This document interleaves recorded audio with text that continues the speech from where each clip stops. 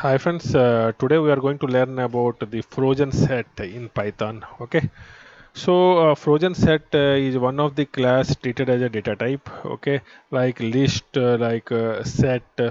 Okay, in the same way, the frozen set also is a class which is treated as a data type. Okay, the functionality of the frozen set is more or less similar to the set object.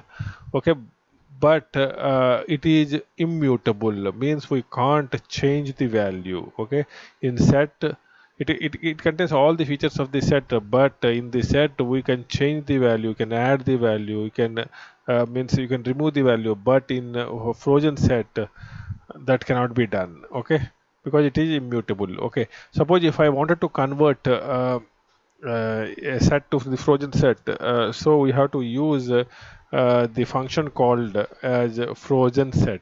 Okay, and as like in set like indexing and the slicing is not allowed, in the same way frozen in the frozen set also we can't do the indexing or the slicing. Okay, because the order will not be maintained. Okay, we can't call any element of the set through the index. Okay, so that's what it is, and the syntax is okay, these are the means for the set we will be using the curly brackets or the flower brackets. Okay, the same way for the frozen set also we will be using the same thing. Okay, but we have to convert this set to frozen set. Okay, that's for that we have to use this function. Okay, we'll see that. Okay, through the code. So let's go to the pie chart. Okay, suppose fs, suppose that this is a frozen set. Okay, and for the set we have to use the first, for the set we have to use the curly brackets. Okay, so curly brackets, let it, the elements will be 1 comma 2 comma 3. Okay, there are three elements, suppose that there are three elements. Okay, we will see what is this is a set. Okay, see here, print to check the type of the data type. Okay, I have to use the type class. Okay, type type class, type of ts. Okay, I wanted to check it, what is this is a set. Okay, I know that is a set, but I wanted to check it. Okay, okay, fs, sorry, my bad, I will be running it. See here, that is a set, but to convert it into frozen set, what I have to do, I have to use the math function called as frozen set. So frozn, see here the frozen set,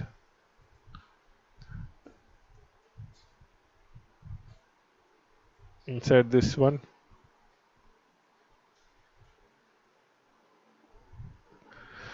Now I will run it, I will check it, what is this.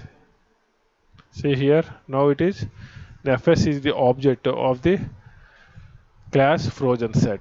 Okay, so I have converted this set into frozen set. Okay, why I wanted to convert it, because uh, I don't want to add any values, any elements in this set. Okay, in that case I will be taking this frozen set. Okay, I will try to add the values. Okay, what I will be doing is I will be try to add the value. Suppose first I will be printing that fs and I will check in how it is being printed. Okay, like see here, frozen set, this way it has been printed. Right, now I wanted to change it. I want to check whether it is immutable or not. So fs dot is there any method to add it. I will be checking, because because for set indexing is not cannot be done. So for frozen set also indexing will not be done. So I can't directly add by using the index number. So if I s of 0, if I am saying like this, s of 0 is equal to 12. Okay, I wanted to replace 1 with 12. Okay, is it possible? No, because it is immutable, because indexing is not possible. No, see here, suppose the item assignment. Okay, so it is not indexing by using the index number. I can't do it. Is there any method to do it? Add, okay, or append. Okay, we don't have any method related to that. See here. So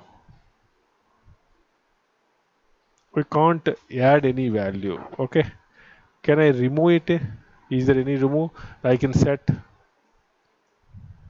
no remove. Okay, add, no add. Okay, append, no append. Okay, so we can't add it, we can't remove it. Is the pop is there? Dot pop. Pop is also not there. Okay, so we can't change the value. The other things like copy, union, difference, intersection. Okay, so these are all things. Okay, are there, but the main difference between this set and the frozen set is we can't change the value. It is like frozen. Okay, we can't change it. Okay, so hope you understood what I'm trying to say.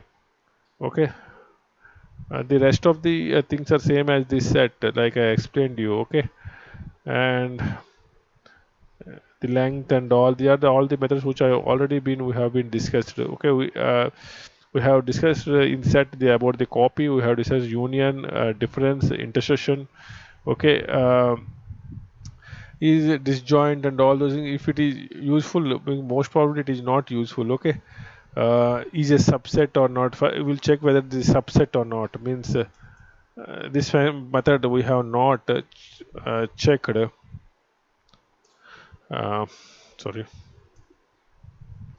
for this set. So we will be checking the subset is subset or not. So for that I have to take another means a frozen set.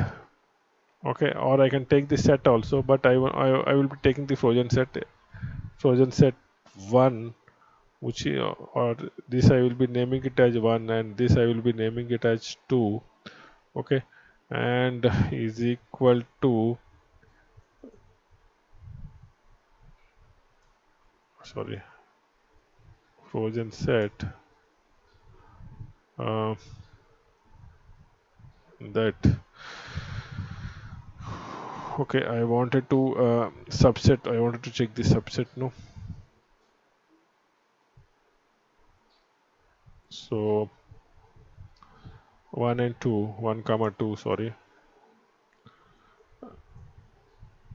I will be checking the subset. So S1 dot.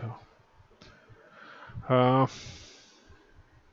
or sorry, if I wanted to check S2 is a subset of S1 or not. So S2 dot is a subset